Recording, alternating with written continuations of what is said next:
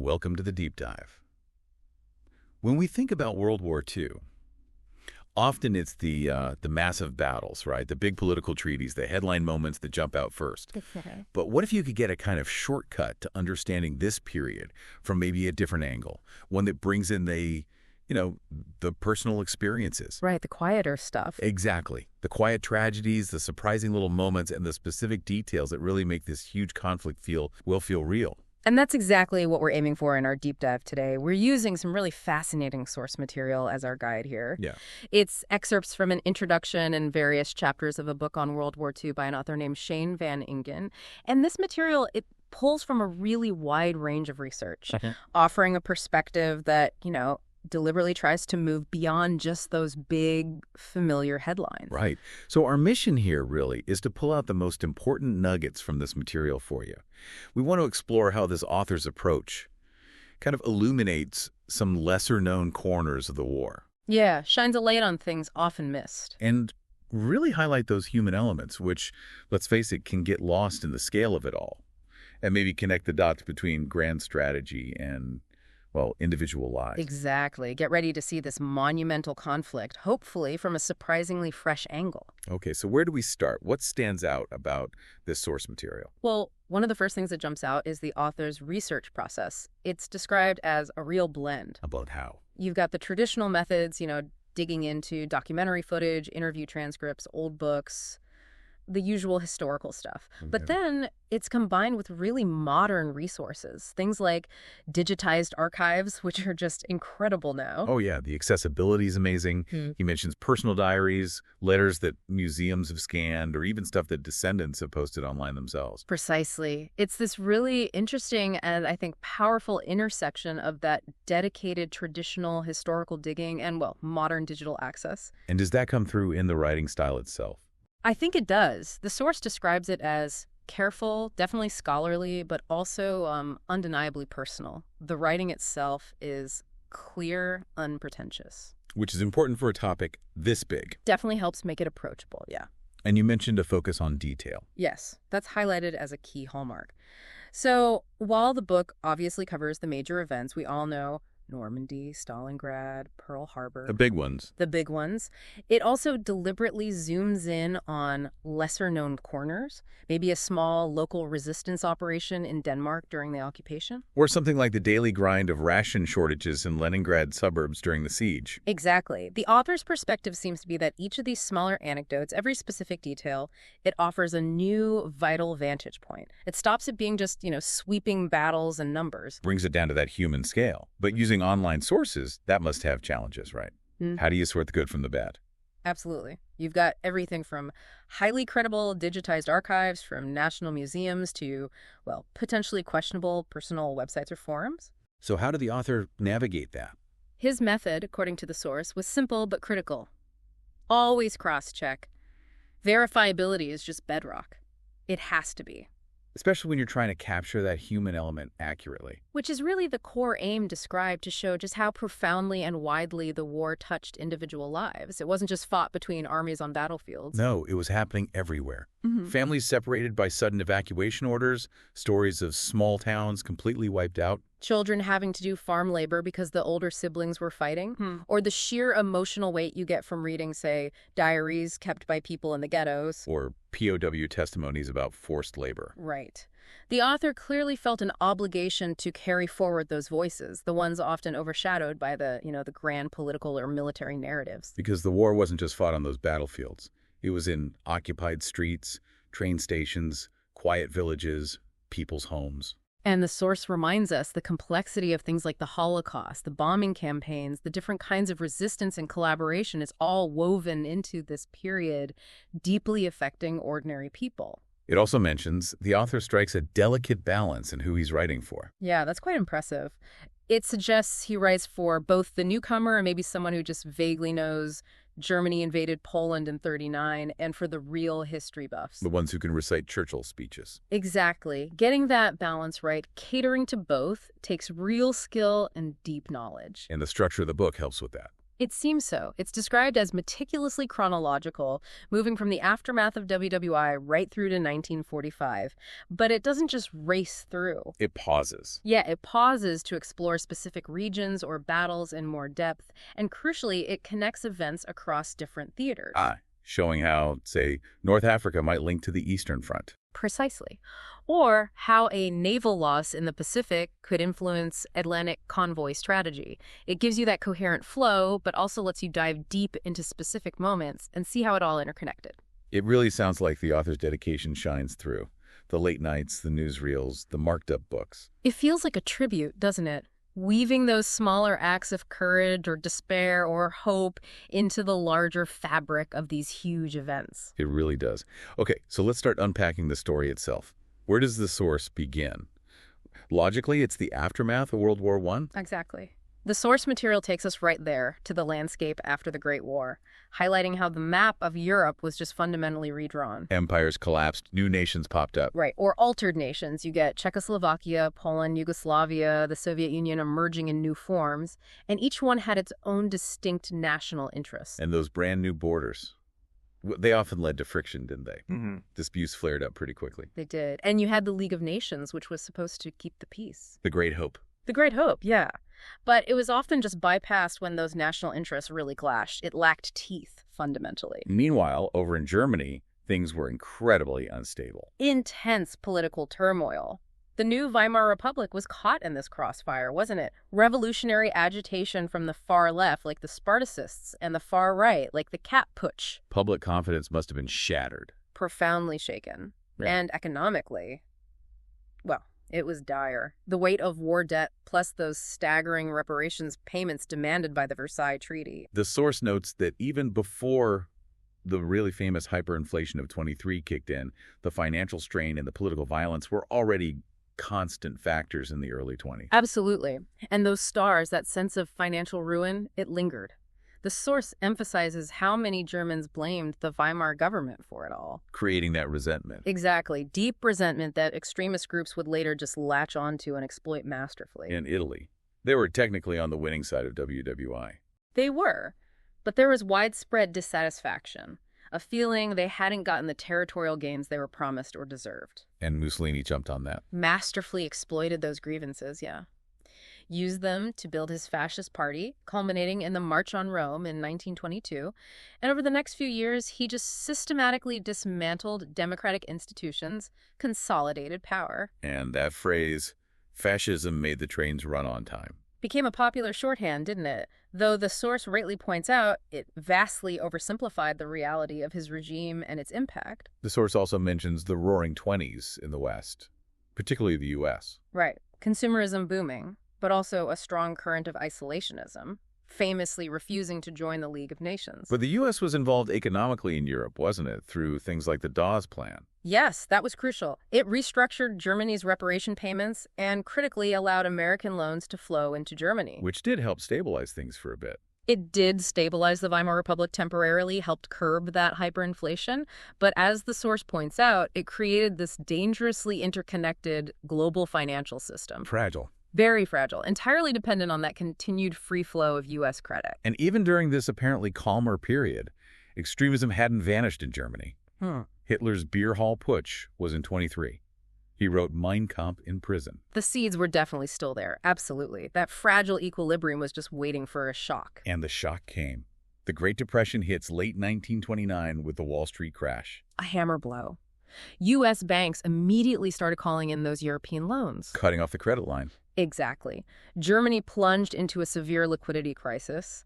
Global trade just dried up as countries threw up tariffs. That whole delicate financial system just collapsed. And the impact on Germany specifically. Utterly devastating. Unemployment skyrocketed over 30% in some regions. Banks failed one after another. The Weimar political system just buckled. Successive governments couldn't find effective solutions. And into that vacuum. Into that backdrop of economic misery and political paralysis, the extremist parties saw their chance. Their momentum became rapid. The Nazis, in particular, rose meteorically. Presenting themselves as the only ones who could restore order and national pride. Which ultimately leads to Hitler being appointed chancellor in January 1933. And the source details just how incredibly swift the dismantling of German democracy was after that. The Reichstag fire decree, suspending civil liberties. Then the Enabling Act, letting Hitler legislate without parliament, political parties outlawed, trade unions disbanded almost overnight. And the instruments of control appear. The Gestapo, the SS. Right. And Nazi indoctrination became pervasive, didn't it? Starting young with things like the Hitler Youth. Propaganda just saturated public life, Aryan superiority, the need for Lebensraum, living space in the East. While Germany is going through this radical transformation, what about elsewhere? The Soviet Union. Parallel developments, as the source terms it. Stalin's forced collectivization was causing horrific famine, like the Holodomor in Ukraine. But at the same time, his 5-year plans were driving rapid industrial growth. A brutal regime, though. Incredibly brutal. Purges, suppression of any dissent. But their propaganda still appealed to international socialists, creating a complex picture. And any chance of alliance with the West was hampered by deep mutual distrust. And Japan. The Depression hit them hard, too, contributing to rising militarism and those expansionist ambitions in Asia. So the stage is set for testing the international system. Italy's invasion of Ethiopia in 1935. A key moment. The League of Nations did impose sanctions, but they were notably weak, ineffective. Why were the Western powers so hesitant? Fear of alienating Mussolini too much, perhaps, maybe hoping he wouldn't fully align with Hitler. But this soft pedaling just allowed Italy to conquer Ethiopia, proclaim a new empire. And show the League was powerless. Exactly. And the source stresses Hitler watched this very closely. He saw Western hesitation as a weakness he could exploit later. And ironically, Italy's defiance of the League actually pushed them closer to Germany. It did. It warmed relations, leading to the formal Rome-Berlin Axis Agreement by late 1936. And then Spain. The Spanish Civil War erupts, a testing ground. Very much a proxy conflict for the bigger struggle brewing. Hitler and Mussolini backed Franco's nationalists. Germany, especially, used it to test out new military tech and tactics. Like the bombing of Guernica? Infamous. Terror bombing of civilians. Meanwhile, the Soviets supported the Republican government. But Britain and France adopted a stance of non-intervention, again, fearing it would escalate into a wider European war. This caution, the source notes, effectively allowed the nationalists, with German and Italian help, to gain the upper hand. Spain in 1936 felt like a chilling preview. So Hitler, seeing the West hesitate over Ethiopia and Spain, feels emboldened. Absolutely. Which leads to his next daring gamble in March 1936, the remilitarization of the Rhineland, a direct violation of the Versailles Treaty. And the source mentions even his own generals were nervous about that one. They were. They feared an immediate French and British military response, but Hitler rolled the dice. And won. The Allies lodged protests but took no military action. They failed to enforce the treaty. This non-response massively boosted Hitler's confidence and his standing within Germany. So by the end of 1936, the lines are really being drawn. Starkly clear. You've got the aggressive dictatorships, Germany, Italy, increasingly Japan, strengthening their ties, forming things like the Anti-Comintern Pact aimed against the Soviets. Versus the uncertain democracies, Britain and France. Struggling economically, haunted by WW2 memories, deeply reluctant to confront the dictators head-on. And the USSR is out there, a potential ally against fascism, but complicated by mutual suspicion and Stalin's brutal purges. It's a very uneasy balance, clearly poised to tilt. And it keeps tilting, doesn't it? Right. Through 1937 and 38, tensions just keep mounting. They do. Hitler's consolidating power internally. Goebbels' propaganda machine is relentlessly churning out nationalist messages. Japan escalates its war in China dramatically after the Marco Polo Bridge incident in July 1937. Mussolini gets drawn further into Hitler's orbit. And inside Germany, the persecution of Jews is intensifying. The source points out that while the infamous Kristallnacht pogrom happened slightly later, in November 1938, it's part of this broader, accelerating context of Jews being systematically stripped of rights, businesses confiscated, pushed out of German life throughout this period. And German rearmament is in full swing. Surging ahead, well beyond treaty limits. Companies like Heinkel, Messerschmitt, Junkers building the Luftwaffe, Guderian developing those fast-moving panzer tactics. The German military is becoming formidable again. Then comes Austria, the Anschluss, March 1938. Another treaty violated, Austria annexed into Germany, again without a shot fired by the Western powers. It significantly expands German territory, population, resources. Which emboldens him further, leading directly to pressure on Czechoslovakia, over the Sudetenland. Those border regions with a large German-speaking minority. And the source notes, the Czech government was actually prepared to fight. They had strong border defenses and a decent army. But Britain and France weren't prepared for war. Terrified of another continental bloodbath, they pushed hard for diplomacy, for appeasement, which led directly to the infamous Munich Conference in September 1938. And the key detail there? As the source highlights, Britain, France, Germany, and Italy met. They decided Germany could annex Sudetenland, Czechoslovakia itself, completely excluded from the talks, forced to accept the terms. Chamberlain returns, waving that piece of paper. Peace for our time. A tragically hollow promise, because the reality by late 1938 was that the whole post-WWI framework was in ruins. Germany was massively more powerful, Italy had expanded, Japan was deep in war with China, the USSR felt isolated, Britain and France had shown their hand appeasement. Hitler was hugely emboldened. He felt confirmed in his belief the West lacked the will to fight. Mussolini learned the same lessons. The League of Nations was irrelevant. Europe was visibly, undeniably drifting towards the abyss. So coming out of Munich in late 38, Hitler isn't satisfied. No, the source makes it clear his ambitions weren't met. He was actually surprised, maybe even a bit disappointed, by how easily the West gave him the Sudetenland. He'd expected more resistance. Which just reinforced his view they wouldn't fight. Exactly. It emboldened him even more. And Germany didn't stop there. They moved methodically to take over the rest of dismembered Czechoslovakia in March 39. Seizing those crucial mountain defenses. Which sent huge alarm bells ringing, especially in Poland. They saw what happened to Czechoslovakia and grew increasingly worried about German demands over the Polish corridor and the status of Danzig. They weren't going to fold like the Czechs were forced to. Much less inclined to, given their history. And meanwhile, smaller nations across Eastern Europe are caught in this impossible squeeze. Between the dictatorships and the hesitant democracies. Trying to navigate based on fear or perceived opportunity. And Stalin, watching from Moscow, he's deeply cautious. He doesn't trust Hitler, obviously. Fundamentally ideological enemies. But he sees Britain and France repeatedly giving ground. He starts to suspect they might even want to push Hitler eastward, towards the Soviet Union. So his strategy shifts. Away from collective security, which hadn't really worked, towards pure realpolitik. He begins exploring the possibility of some kind of deal with Germany, his ideological enemy. So by early 39, war feels inevitable. It's just a question of when and where. Pretty much. The final occupation of Czechoslovakia in March 39 proved Munich solved nothing. Hitler was acting without even the pretense of negotiation now. And Britain and France finally react, offering guarantees. Scrambling, yeah. They offered security guarantees, most importantly to Poland, but Hitler, after Munich and Prague, was supremely confident they were bluffing, that they wouldn't actually go to war over Poland. He kept pushing. Which leads to that bombshell in August 1939. The Nazi-Soviet pact. A total shock to the world, as the source describes it. These bitter ideological enemies suddenly making a deal. Pure cynicism from Stalin. And the secret part, the really crucial bit. The secret protocol. Attached to the Public Non-Aggression Pact. They were literally carving up Eastern Europe between them into spheres of influence. Soviets get Eastern Poland, Finland, the Baltics, Bessarabia. Germany gets Western Poland and Lithuania. This secret deal effectively sealed Poland's fate. And for Hitler, it meant no two-front war at the start. His nightmare scenario avoided. For Stalin, it bought time. Valuable time he knew he needed to prepare for the inevitable clash with Germany down the line. Both knew this wasn't permanent. The pact must have caused panic. Huge panic across Europe.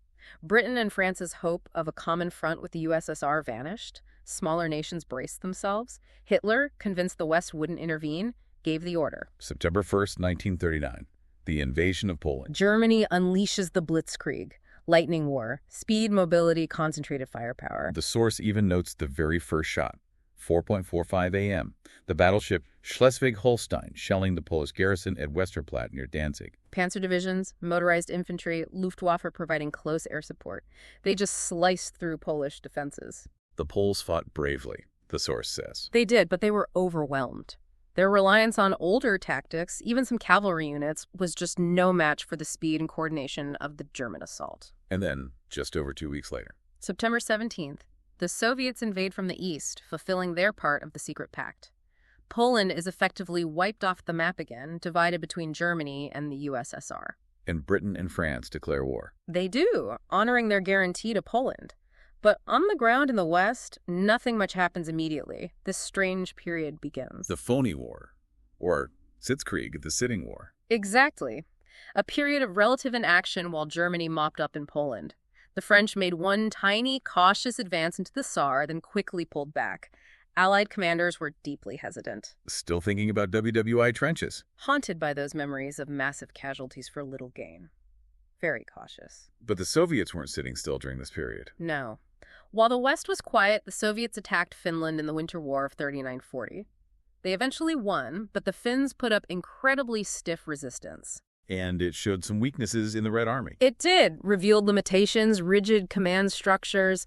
The source suggests this might have given Hitler a dangerously false sense of confidence about Soviet capabilities later on. And then the Soviets formally annexed the Baltic states, Estonia, Latvia, Lithuania in 1940. Back in the West, the frozen phony war continues through that winter. Hitler's planning his next move. Planning his move west, yeah. The Allies are digging in behind the Maginot Line. The British Expeditionary Force, the BEF, arrives in France. Civilian life adjusts. Rationing, blackouts. Evacuations of children. And behind the scenes, German generals are debating the best way to attack France. Meanwhile, out at sea, the U-boat war is heating up in the Atlantic, posing a serious threat to Britain's vital supply lines. And strategically, the source points out the importance of Swedish iron ore. Yep, through Norway, right? Especially in winter. Through the port of Narvik, critical for German industry. Churchill in Britain was very focused on stopping that flow. He advocated potentially landing Allied forces in Norway. Which raises the issue of neutrality. Highly controversial. But secret Allied plans were being considered that involved violating Norwegian neutrality to cut off the ore. Which leads directly to Germany's move. Operation Weserübung, April 1940, the simultaneous invasion of Denmark and Norway. Strategic goals. Secure the iron ore route and preempt any Allied move into Scandinavia. Denmark fell incredibly quickly. Chilling efficiency, surrendered in hours. Germany gained that key gateway to the Baltic. Norway was tougher. A much bigger challenge. The terrain, the long coastline. Germany launched this complex amphibious and airborne assault targeting key ports, Oslo, Bergen, Narvik. Did the Norwegians resist? They did, though they were outmatched. And Allied help arrived, British, French, Polish troops, especially around Narvik. There were fierce naval clashes, too. The Royal Navy sank several German destroyers. But the overall Allied response? Slow, uncoordinated. And German air superiority proved decisive. They could move troops, bomb positions. Allies briefly retook Narvik, but the bigger picture was slipping. And the political fallout in Britain was huge. Absolutely. The perceived failure in Norway led directly to Chamberlain resigning.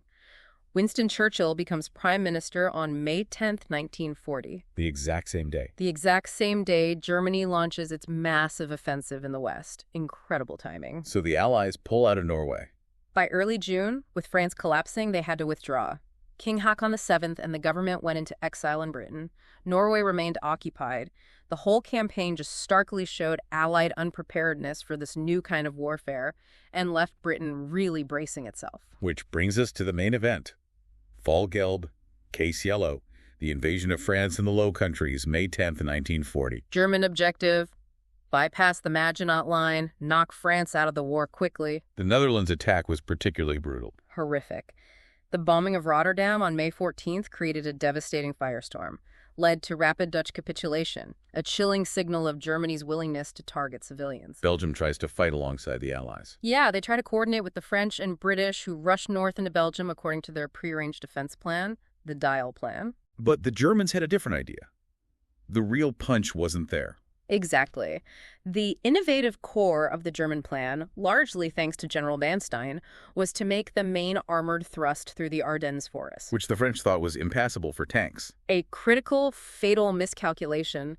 The German panzers emerged from the Ardennes around May 13th near Sedan and just kept going west. Getting behind the main Allied armies that had moved north into Belgium. Threatening a massive encirclement. The Allies scrambled, tried to counterattack, but it was disjointed. Too slow.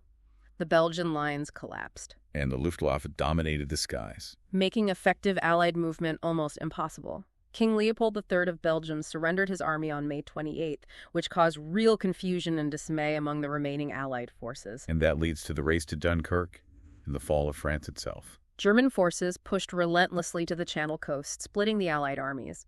The main body of the BEF and large numbers of French troops found themselves trapped around the port of Dunkirk. South of them, the main French front was just disintegrating. The Maginot Line completely bypassed, useless. The French army, despite its size, struggled.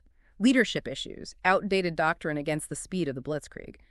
Paris fell on June 14th, declared an open city to avoid destruction. The French government evacuates, debates what to do. To Bordeaux. Huge debate. Continue fighting from North Africa or Britain or seek an armistice. Marshal Pétain, the WW2 hero, strongly pushed for an armistice. Believed resistance was futile. And Mussolini jumps in. Belatedly declares war on June 10th, opportunistic, hoping to grab some territory, show the spoils. His forces had very limited success, though. The French army was collapsing under German pressure anyway. The armistice is signed June 22nd. But before that, Dunkirk, Operation Dynamo. A desperate, frantic rescue effort, May 26th to June 4th. An incredible collection of ships. Destroyers, merchant ships, and the famous little ships. Hundreds of civilian pleasure boats, fishing trawlers, sailing back and forth under constant Luftwaffe attack, trying to pull soldiers off the beaches. The scenes must have been incredible, grim. Under bombardment, equipment abandoned everywhere. Initial hopes were low, maybe save 45,000, but somehow, astonishingly, they evacuated nearly 338,000 Allied troops. Mostly British, but many French too. Yes. But they had to leave almost all their heavy equipment behind: tanks, artillery, vehicles.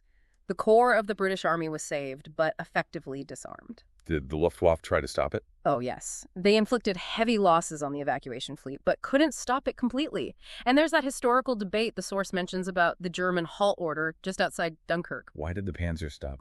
Was it caution from generals like Rundstedt wanting to preserve tanks? Yeah. Was it a direct order from Hitler, maybe thinking Britain would sue for peace anyway? Whatever the reason, that pause gave the Allies crucial extra time. The impact in Britain must have been huge, psychologically. Immense. Churchill warned, wars are not won by evacuations.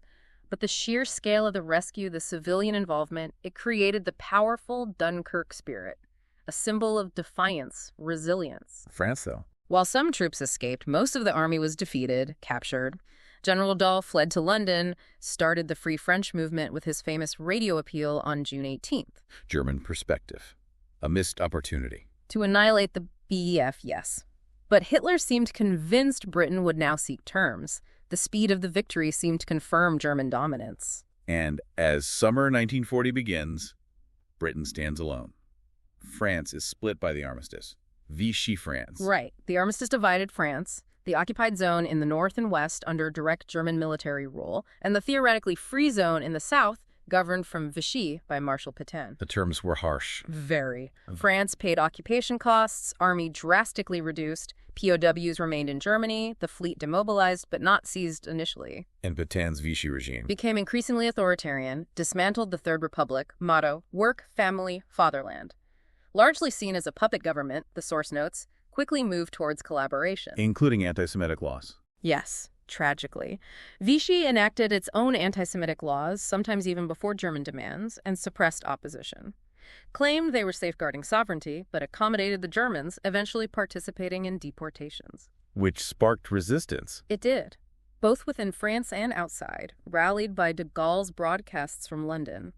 Life in occupied France was grim. Rationing, German demands, censorship, the Gestapo, collaborationist French police often helped the Germans. So Hitler expects Britain to negotiate, but they don't. So he plans invasion.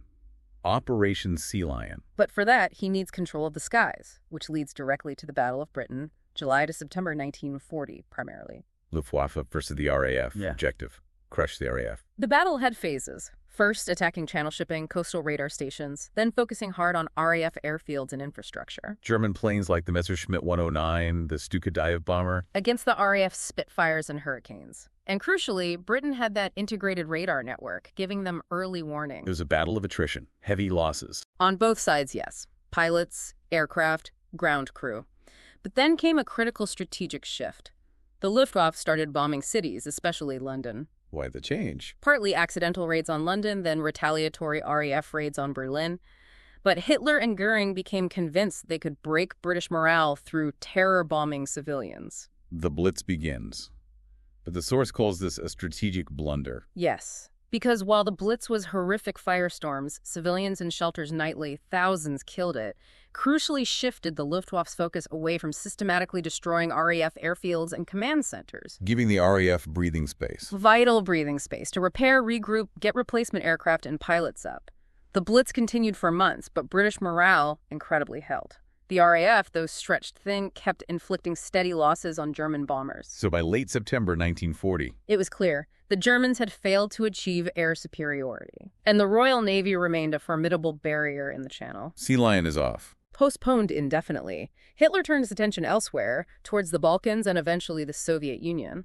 The bombing of Britain continued, but the immediate invasion threat receded. Britain had survived. A huge turning point. First major campaign fought entirely in the air, showed the Germans could be stopped. And Britain's survival provided that crucial, unsinkable aircraft carrier, that base for future operations, kept hope alive. So 1940 ends with an air stalemate over England. But Axis dominance on the continent seems absolute. Stage set for the war to widen further. And it did, dramatically, in early 41, especially in North Africa. Italy's invasion of Egypt had stalled. British pushed them back, Operation Compass. Right. Britain needed to protect the Suez Canal, that vital artery. Hitler, seeing Italy struggle, decided to intervene, sent the Africa Corps under Rommel. Erwin Rommel, the Desert Fox, arrives February 41. And he immediately went on the offensive. Aggressive tactics, surprised the British, who'd actually sent some forces to Greece. It became this seesawing desert war. Back and forth across Libya and Egypt. Rommel's initial push took him deep into Egypt, leading to the long siege of Tobruk, held by the Allies, mostly Australians. The stakes were huge. Suez, Middle East oil. But before that desert war really climaxed, Hitler gets pulled into the Balkans. The Balkan quagmire, yeah. Started with Italy's embarrassing failure invading Greece back in October 40. The Greeks pushed them back. Humiliating for Mussolini. Forced Hitler's hand. Had to rescue his ally and critically secure his southern flank before launching the invasion of the Soviet Union. Churchill sent some British aid to Greece, trying to tie down German forces. Then Yugoslavia gets complicated. Big time. Prince Paul signed the tripartite pact with the Axis in March 41. 2 days later, a military coup installs the young King Peter II, repudiates the pact. Hitler's furious. Orders an immediate invasion, launched April 6th.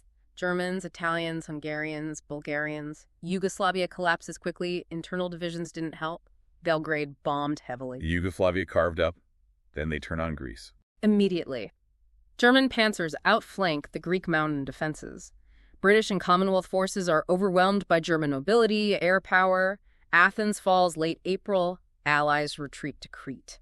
Axis controls the Balkans now. Puppet states, but resistance starts. Yes. Resistance movements begin organizing almost immediately. The source points out this whole Balkan campaign, while successful for Germany, delayed Barbarossa by several crucial weeks, costly weeks. Which leads directly to the Battle of Crete, May-June 41.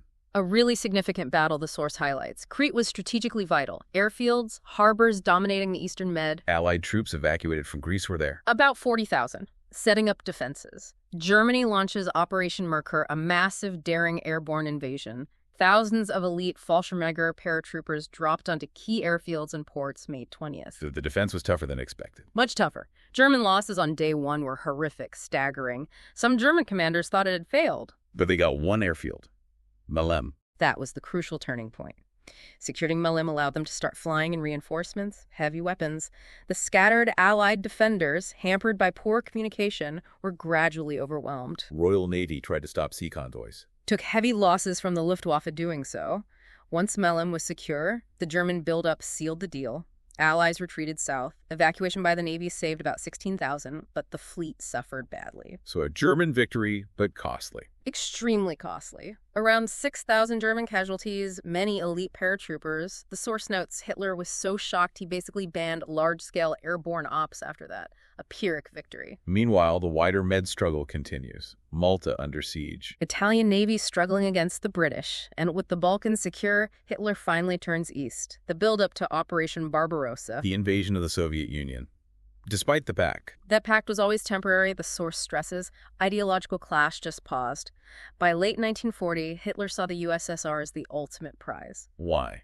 What were the motivations? Partly practical. Germany needed resources, oil, grain from the east. Partly ideological. that core Nazi idea of Lebensraum, living space for Germans. And he thought it would be easy. Dangerously underestimated Soviet strength, maybe based partly on their poor showing against Finland, assumed a quick blitzkrieg victory before winter. German intelligence saw weaknesses, purges, infrastructure. Yes, but Stalin ignored warnings about German troop concentrations near the border. He was absolutely insistent, do not provoke Germany. So Soviet forces were caught completely off guard. Peacetime positions, plans parked wingtip to wingtip. German mobilization accelerates through 41. Millions of troops gather. German, Finnish, Romanian, others along that huge border. Secrecy attempted, but hard to hide that scale. Generals mostly confident. Quick victory expected. Japan's focus is elsewhere. Asia, U.S. tensions rising. Yeah, they're looking south. So early June 41, everything's ready on the German side. Soviet Union tragically unprepared. Stalin's orders meant no reaction. June 22nd, 1941. Barbarossa begins. Dawn. Massive scale. Largest land invasion ever. Objectives. Capture territory. Destroy the Red Army. Reach a line deep in Russia. 3 huge army groups.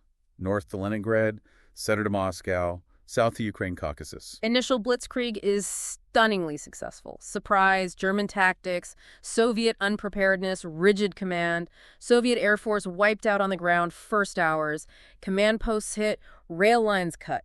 Huge encirclements. Massive captures. Hundreds of thousands of Soviet soldiers captured in the first weeks alone. Baltic states, Belarus, large parts of Ukraine fall rapidly. Stalin, initially paralyzed, reportedly withdrew for days. But then he rallies.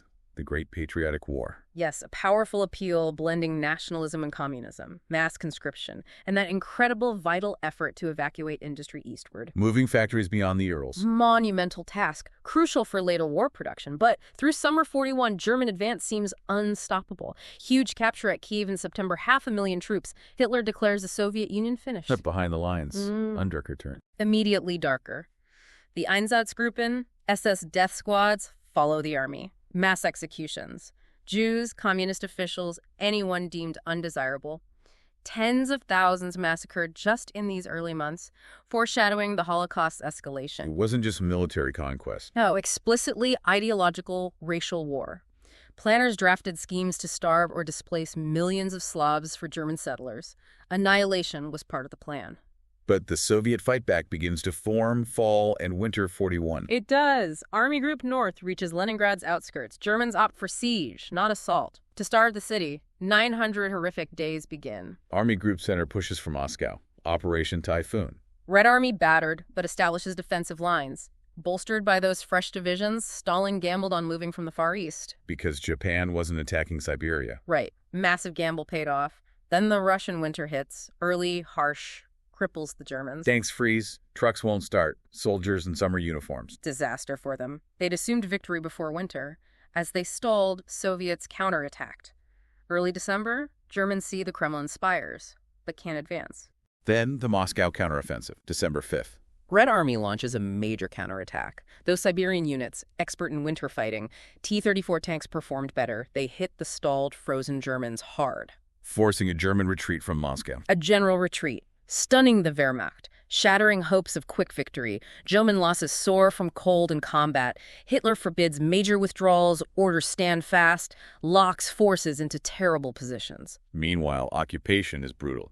Partisans start organizing. Sabotage, ambushes. And Stalin ramps up mobilization. Civilians, industry relocated east, now churning out tanks, planes, all-out war footing. So 1941 ends with the German juggernaut reeling on the Eastern Front. A long, brutal struggle ahead and across the ocean. Another storm is brewing. The Pacific is about to erupt. Tensions rising for years. Japan's war in China since '37, eyeing Southeast Asia for resources. Oil, rubber. Vital. U.S., alarmed, imposes embargoes, especially oil. Negotiations go nowhere. Japan wants free reign. U.S. insists on things like China's sovereignty. Japan moves into French Indochina, July 41. That's the trigger. Seen as major provocation, leads to stricter U.S.-British sanctions, freezing assets, total oil embargo. Japan faces a choice, back down or fight for resources. New PM Tojo leans towards war. Admiral Yamamoto plans the big strike. Secretly preparing that audacious attack on Pearl Harbor, aim, cripple the U.S. Pacific Fleet in one blow, buy time for conquest without interference. December 7th, 1941. The attack. Total surprise, devastating blow, the source says. Battleships sunk or damaged. But crucially, the U.S. carriers were at sea. escaped. Thousands of U.S. servicemen killed. And coordinated attacks elsewhere. Simultaneously across the Pacific, Philippines, Guam, Wake Island, Malaya, Hong Kong. A swift, wide grab for empire. Roosevelt's date, which will live in infamy speech. Yeah. U.S. declares war on Japan. And days later, Germany and Italy declare war on the U.S., honoring the tripartite pact. A huge strategic blunder, really. United American opinion against the whole Axis. The war becomes truly global. Britain, USSR gain a massive ally. U.S. industrial power enters the fight. But victory, still far off at the end of 41. Japan sweeping the Pacific, Germany deep in Russia. Absolutely. 1941, a critical, world-changing turning point. So, early 1942, Axis powers arguably at their peak. You could say that. Germany holds vast areas, Japan conquering rapidly, Rommel pushing in Egypt, U-boats deadly in the Atlantic, allies facing setback after setback. Singapore falls, February 42. Huge blow to Britain. Philippines fall, May 42. The Bataan Death March follows. Horrific. Japan's success seems unstoppable. But the tide begins to turn, subtly at first, in the Pacific. Coral Sea in Midway. Critical clashes, spring-summer 42. Coral Sea, May. First naval battle fought only by carrier aircraft. Fleets never saw each other. Japan aiming for Port Moresby, threatening Australia. Yes, but Allied codebreakers, Station HYPO, anticipated it. U.S. carriers intercept. Tactical draw, losses on both sides. But strategic Allied wind invasion called off, bought Australia time. Then Midway. June 42, even more crucial. The decisive showdown. Yamamoto planned a trap to destroy the U.S. carriers. But again, Station HYPO cracked the codes. U.S. plans an ambush instead. 3 carriers waiting. June 4th. U.S. dive bombers find the Japanese carriers Akagi, Kaga, Soryu, Hiryu, just as they're refueling, rearming planes on deck. Chaos. Bombs hit. Massive fires. Hiryu counterattacks, damages Yorktown. But Hiryu was found and destroyed too. 4 Japanese carriers lost in one battle. Hundreds of experienced pilots gone. Irreplaceable losses for Japan. A watershed moment. Naval balance shifts dramatically. Japanese invincibility shattered. Sets the stage for the Allied counteroffensive. Guadalcanal next. U.S. industry starts to really ramp up. While that's happening in the Pacific, the Eastern Front is just immense, brutal fighting continues. Summer-fall 42, Stalingrad. After failing at Moscow, Hitler shifts south. Case blue. Aiming for Caucasus oil and cutting the Volga River by taking Stalingrad. Initial success in Ukraine. Then Hitler makes that controversial call, splits his forces. One group to the Caucasus, 6th Army to Stalingrad. Why Stalingrad?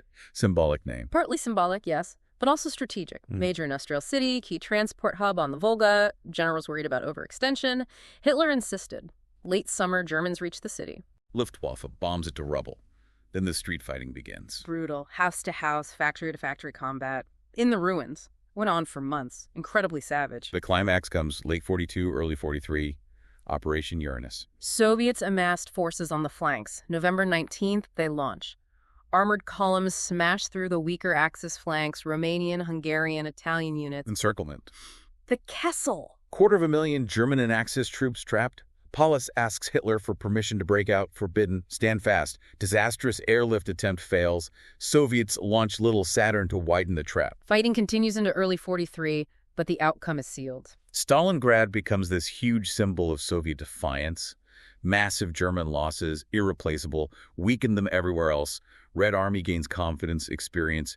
Cracks appear in the German war machine. And North Africa, another turning point there. El Alamein and Torch. Yes, mid-42 to May 43. Rommel had pushed deep into Egypt again.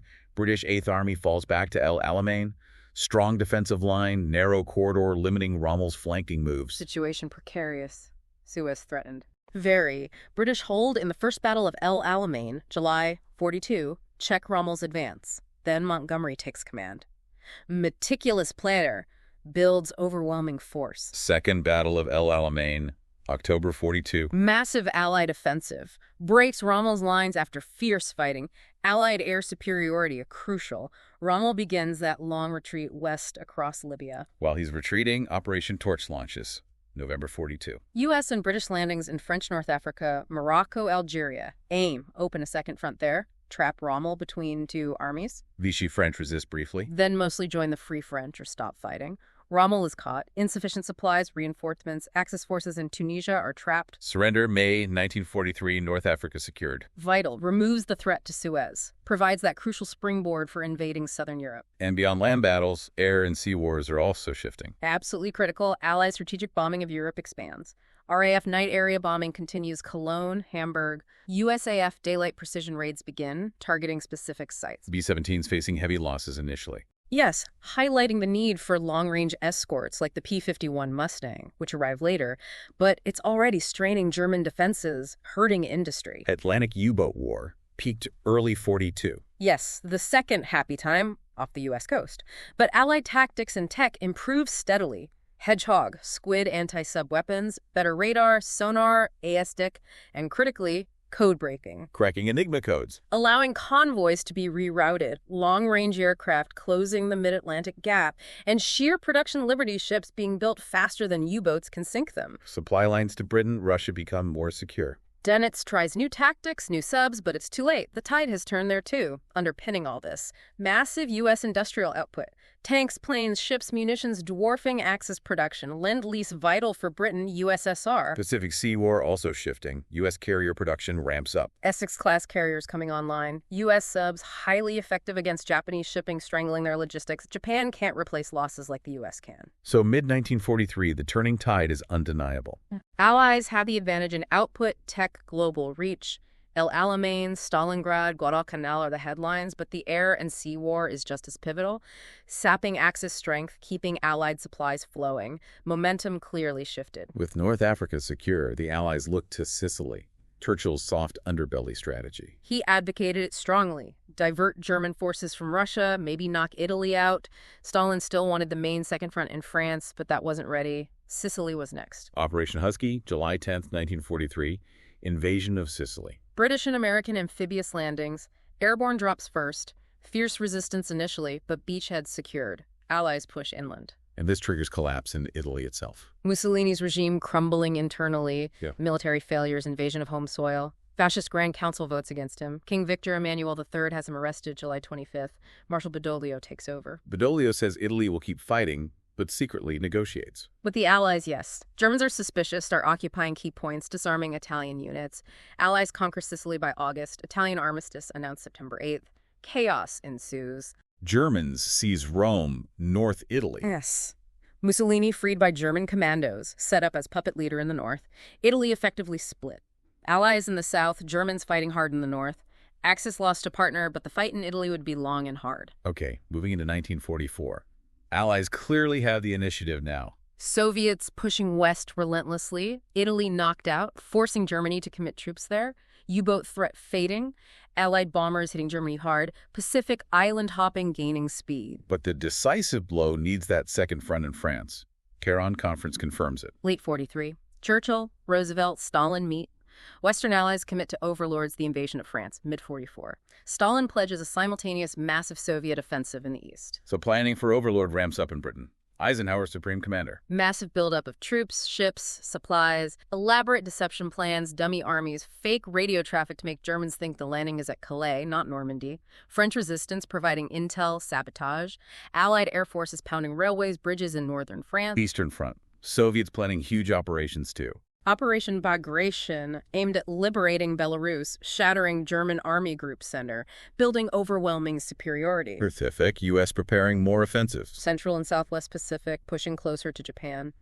As 1944 begins, the force correlation has shifted dramatically. Allied Soviet factories outproducing the Axis. Morale high. This feels like the year. Operation Overlords. D-Day, June 6, 1944. Largest amphibious assault ever. 50-mile Normandy coast. 5 beaches, Utah, Omaha, Gold, Juneau, Sword, armada of ships, 150,000 troops on day one.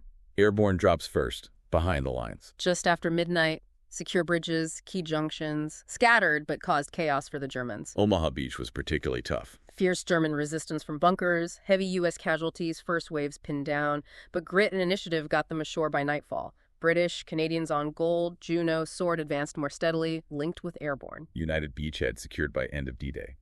But precarious.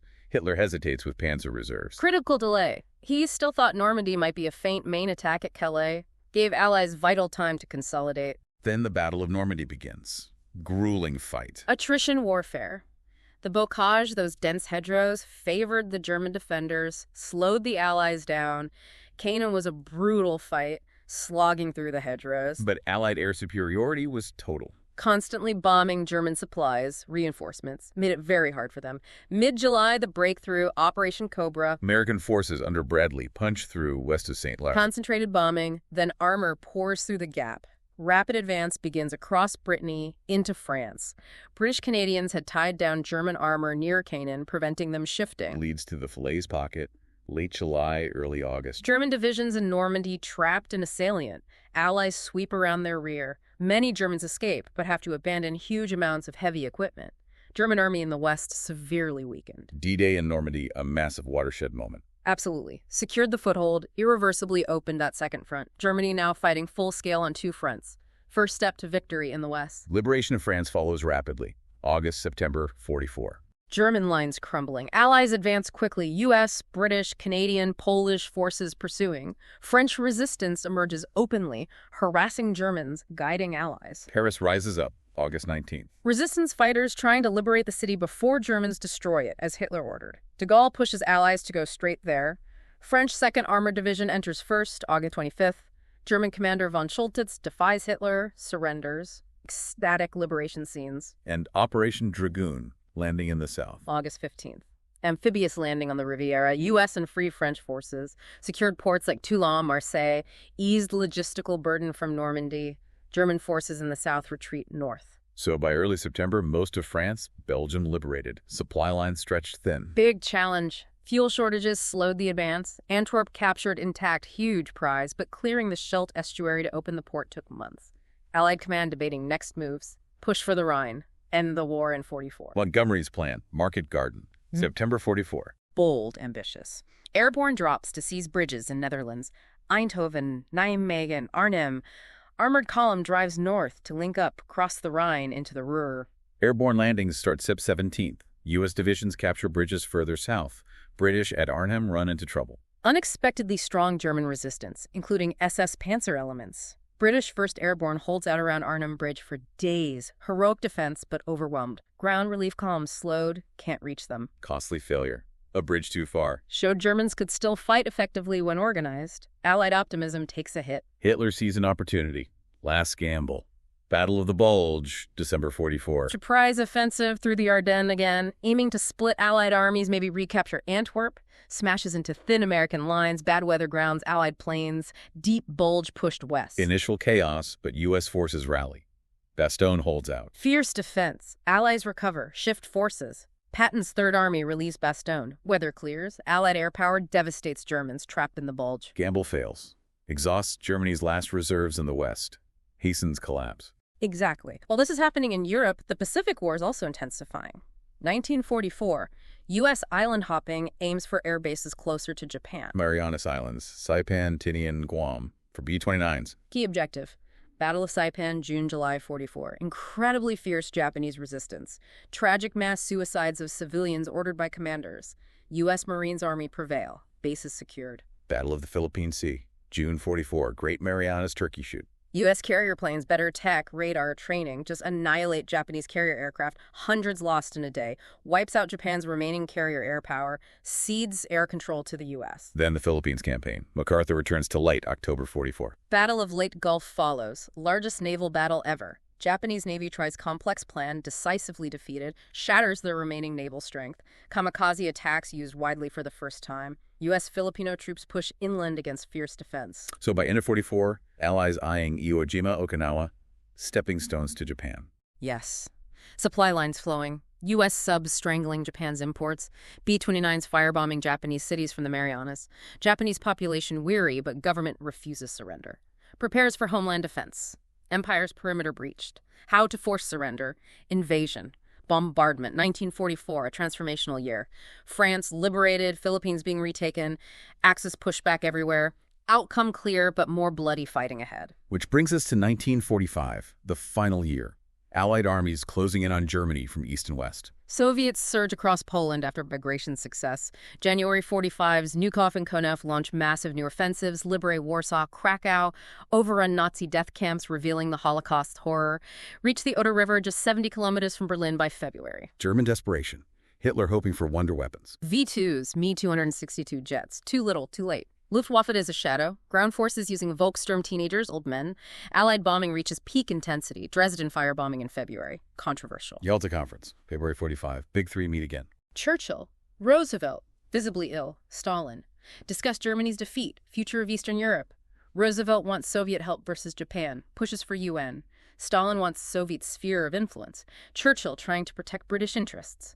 Uneasy bargains struck, sowing seeds of Cold War tension, especially over Poland. Mid-March 45. Final act approaching. German reserves gone. Soviets massing on the Oder. Allies crossing the Rhine. Capturing the Ruhr industrial heartland, Germany cornered, bombarded, invaded, leadership delusional in the bunker. Fall of Berlin. April, May 45. Red Army poised on the Oder. Stalin sets up rivalry between Zhukov and Konev for the prize. Assault begins April 16th. Huge artillery barrage. Fierce German resistance, especially at Seelow Heights. Konev outflanks south, encircling Berlin. Hitler stays in the Führer bunker. Refuses to leave. Issues unrealistic orders. Chaos in the city. Desperate defense. Civilians trying to flee west. Soviets complete encirclement late April. Hitler's end. April 30th. Suicide in the bunker with Eva Braun. Goebbels briefly chancellor, then suicide too. Berlin garrison leaderless. May 2nd, General Wiedling surrenders the city to the Soviets. Red flag over the Reichstag. While Berlin falls, Western Allies advance. Link up with Soviets. At the Elbe River, Torgau, April 25th, symbolic moment. U.S. troops liberating camps like Dachau. British, Canadians, French clearing northern Germany, Netherlands, liberating POWs, forced laborers. German unconditional surrender, signed May 7th in Reims, France. Yodel signs. Stalin insists on another signing in Berlin. May 8th in Berlin, VE Day in the West. May 9th in Moscow. Celebrations erupt. War in Europe over. Germany prostrate. Divided into occupation zones, Nazi ideology discredited, devastation immense, tens of millions dead, new fault lines emerging. Final battles in Italy wrap up too, April, May 45. Allied spring offensive in Po Valley. Rapid advance. Partisans rise up, capture towns, ambush Germans. Mussolini captured by partisans, executed April 28th. German forces in Italy surrender May 2nd. Italy shattered. Western Europe after liberation. Huge challenges. Purging collaborators, restoring services, shortages, celebration mixed with hardship. Netherlands hunger winter, 44-45 mentioned. Feeding people, rebuilding, arresting collaborators. Scandinavia freed May 45. Post-war landscape, euphoria and hardship. Bombed cities, rationing, refugees. UNRRA coordinating aid. U.S. plays central role, foreshadowing Marshall Plan, seeds of European integration sown, but also the Iron Curtain descending, ideological divide widening. But the war isn't over yet. Pacific, final, brutal phase. Iwo Jima, Okinawa. Necessary stepping stones for invasion. Iwo Jima, Feb-March 45. Small volcanic island, vital B-29 emergency field. Marines face ferocious defense from underground network. Kirby-Bayashi's tactics. Savage combat, 5 weeks. Nearly all 21,000 Japanese defenders killed. Heavy U.S. casualties too. 26,000 plus iconic flag raising. And Okinawa. April-June 45. Largest Pacific amphibious assault. Army and Marines fight entrenched Japanese on southern tip. Ridges, caves, fierce resistance. Kamikaze attacks savage the U.S. fleet offshore. Tens of thousands killed on both sides. Huge civilian suffering. Suicides. Okinawa falls late June. U.S. loses 12,000 plus killed. Japanese deaths over 100,000, military and civilian. While this happens, firebombing of Japan intensifies. LeMay's tactics. Incendiaries against wooden cities. Tokyo raid March 9-10, massive firestorm, 80,000 plus killed overnight. Nagoya, Osaka, Kobe devastated. Aim, break war capacity. But Japan's government still refuses surrender, preparing for invasion. Feared Soviet entry. Exactly. Summer 45, Pacific on a razor's edge. U.S. plans Operation Downfall invasion of Kyushu, then Honshu. Casualty estimates soar. Truman faces the choice. Potsdam Conference, July-August 45, Germany defeated. Leaders meet again. Stalin, Truman, Churchill replaced by Adley. Tensions deepening between U.S.-USSR. Discuss Germany occupation, Poland's borders. Issue Potsdam Declaration to Japan. Unconditional surrender or prompt and utter destruction. Against the backdrop of the Manhattan Project. Trinity test successful mid-July. Truman knows he has the bomb. Believes it might force surrender without invasion, save American lives. Stalin knows about it too, through spies, accelerating Soviet program. August 6, 1945. Hiroshima. B-29 Enola Gay drops Little Boy. Instant devastation. Tens of thousands killed instantly. Eventual toll over 100,000. August 9th. Nagasaki. Fat Man. 80,000 killed. Staggering destruction. horrifies the world. Same day, August 9th, USSR declares war on Japan, invades Manchuria, routs Kwantung Army. Dual shock, atomic bombs and Soviet invasion. Emperor Hirohito intervenes. Unprecedented move, urges Supreme War Council to accept Potsdam terms. August 15th, broadcasts surrender announcement to Japanese people. Jokun Husha, first time most heard his voice. Failed coup attempt by hardliners, nation stunned. Allied POWs liberated. Occupied territories free, but often leading to turmoil. Civil war like in China. Korea divided. Tokyo braces for occupation under MacArthur. Formal surrender ceremony, September 2, 1945. Aboard USS Missouri, Tokyo Bay, Japan signs Instrument of Surrender. VJ Day, World War II finally over. End of a most devastating war. 50, 60 million dead, maybe more. Reactions to the atomic bombs were and remain complex. Necessary evil to avoid invasion, or moral line crossed. Dawn of the nuclear age, immense power, immense peril. Soviets redouble their atomic efforts. Arms race begins. Global aftermath. Monumental cost. Cities ruined. Industry shattered. Former colonies face new realities. War crimes trials at Nuremberg, Tokyo. Setting precedents. UN founded October 45, aiming for collective security, but Security Council reflects victors' power. Allied alliance frays fast. Soviet versus Western aims clash. Iron Curtain solidifies. Daily life harsh for years. Rationing, refugees, rebuilding. But hope, too. New tech, relief efforts, idea of international structures. WWII triggers huge transformations. Decolonization, European integration begins, bipolar world emerges, US versus USSR, 1945. Wars end, but dawn of a complex new reality. Axis defeated, millions freed, but devastation and nukes cast a long shadow. Memory underscores the cost, the challenge of stable order. Okay, wow. We've covered an immense amount of ground in this deep dive, really a sweeping journey. We have. From that fragile peace after WWI, through all the crises, the brutal campaigns across the globe, Europe, Africa, the Soviet Union, the Pacific. Trying to bring in those human stories that the source author, Shane Van Engen, really emphasized. Seeing the tech shifts and tracing it all the way to those final devastating moments of 1945. And our goal, using the perspective from this specific source material, was hopefully to give you more than just dates and battles, to offer a richer, maybe more detailed understanding. One that includes those crucial human perspectives, right? The ones that can easily get lost in the sheer scale of it all. Exactly. Those perspectives often missed in the grand military and political narratives. Absolutely. And the source material itself, interestingly, leaves us with a really thought-provoking final idea. An alternate history scenario it presents. Yeah, it really makes you think about how contingent some of these huge events were, forces you to consider the what-ifs. So we'll leave you with this thought from the source to mull over. Imagine if, in 1945, General Patton, known for his aggressive stance against the Soviets. Right. Imagine if, instead of halting his advance in Italy as ordered, he had somehow managed to join forces with the remnants of the German Wehrmacht there. And marched eastward. Against the Soviets. The source briefly sketches out the chilling implications. Yeah. An immediate reversal of the alliances we saw form in the Cold War. This strange, perhaps temporary, pact between recent enemies against a new common foe. The prolonged tension, maybe even continued conflict that could have engulfed Europe. And what a deeply distorted form of justice that would have represented. It really leaves you thinking, doesn't it? How incredibly different history might have been if just one controversial high-stakes gamble had played out differently. It highlights that even in moments that seem inevitable in hindsight, the actual path forward was often balanced on a real knife's edge. Makes you think.